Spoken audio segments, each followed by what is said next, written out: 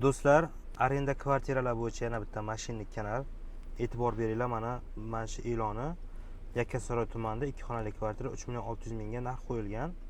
4.700 kishi ko'rgan. Keyingisini 12.600 kishi ko'rgan. 3.5 million Mirobod. Купли-продажа, arenda, недвижимость, xullas Toshkent.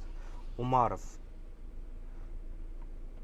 Har kuniga bittadan e'lon joylangan. Hammasi mana rasmlarni ko'rishingiz mumkin.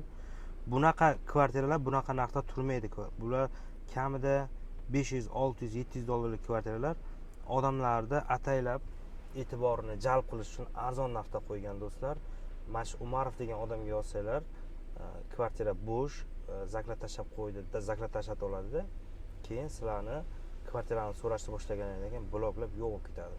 Yaqinda ham bitta ukrainalik qiz aldandi, menga yozdi do'stlar.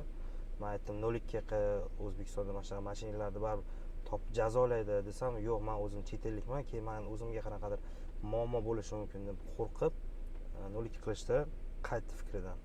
Do'stlar, ehtiyot bo'linglar, hozir zamon notinch, sal narsaga aldanib qolishingiz mumkin. Mana shunaqa arzon narxdagi kvartiralar katta ehtimol bilan do'stlar mashinliklar tuzog'i bo'lishi mumkin. O'shaning uchun bu videoni maksimal tarqatinglar. Odamlar ogoh bo'lsin, odamlar vaziyatni bilsin qanaqaligini.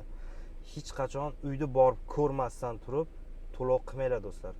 Aniq aldanib qolasizlar, keyin sizlarga o'zingizlarga muammo tug'iladi do'stlar.